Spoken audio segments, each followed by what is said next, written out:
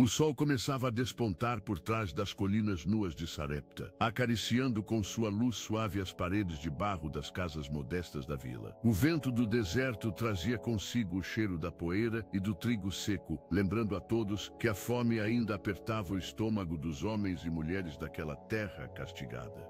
Entre essas casas, morava uma viúva com o rosto marcado pelo tempo e pelas lágrimas, e ao seu lado, um filho de olhos profundos, magro demais para sua idade. Ela acordara cedo naquele dia, como costumava fazer, mas com os movimentos mais lentos, como se até sua esperança estivesse cansada. Com os dedos grisalhos, recolheu um punhado de farinha do fundo do pote de barro. Era tudo o que restava. Depois virou o jarro de azeite. Algumas gotas escorreram, quase num sussurro. Ela respirou fundo, tentando gravar na mente o que diria ao filho. Talvez algo simples, doce, uma última refeição antes do silêncio. "Mãe, o que vamos comer hoje?" perguntou o menino, os olhos brilhando com inocência, apesar da magreza. Ela sorriu com ternura, escondendo a dor. "Um pãozinho, meu filho. Só isso. Depois, veremos." Mal terminara de falar, alguém bateu à porta. Era um homem de andar sereno, os olhos como chamas brandas. Vestia roupas gastas pela estrada, mas havia algo em sua presença que despertava uma estranha paz. Seu nome era Elias, o profeta do Senhor,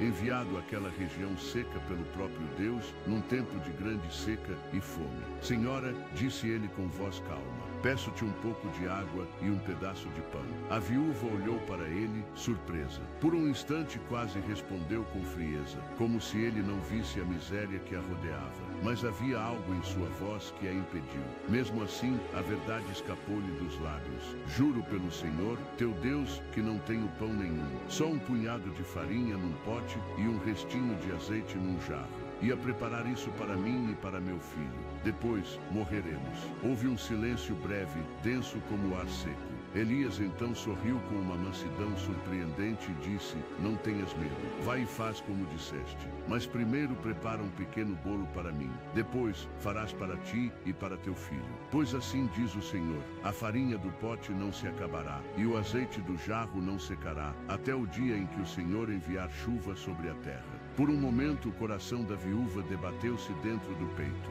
A lógica lhe dizia que aquilo era insensatez, que dar o último alimento a um estranho era loucura. Mas dentro dela, algo mais profundo se moveu, um sussurro leve, um chamado para confiar. Ela olhou para o filho, para o pote quase vazio, depois para Elias, e com passos lentos, tomou a farinha e o azeite. Preparou um pequeno bolo e o entregou ao profeta. O menino assistiu em silêncio, com um misto de confusão e fé nos olhos. Ao fim do dia, quando entrou novamente na casa, algo tremia dentro dela. Por impulso correu ao pote e com mãos trêmulas o inclinou. Lá estava a farinha, o bastante para mais um pão. E o azeite ainda escorria, não muito, mas o suficiente. No dia seguinte, o mesmo milagre. E no outro também. Cada vez que ela olhava para o fundo do pote, lá estava a provisão. Não era abundância, mas era o necessário, todos os dias. O tempo passou e a fome continuava a castigar os campos e os celeiros, mas naquela casa em Sarepta havia diariamente pão e esperança. A viúva, que antes vertera lágrimas de desespero, agora sorria humildemente quando preparava os bolos. Aquilo que parecia o fim tornara-se um começo, pela fé, pela obediência e pela fidelidade de um Deus que vê o coração aflito e não o despreza. Certa noite, enquanto o filho dormia, ela se sentou à beira da cama e murmurou: "Grande és tu, Senhor, que sustentas os pequenos com tuas próprias mãos." E assim continua a promessa: quando oferecemos a Deus até o pouco que temos, em fé sincera, Ele transforma a escassez em provisão, lágrimas em louvor, fins em recomeços. Mesmo hoje, Ele ainda enche potes vazios e corações cansados, gota por gota, dia após dia.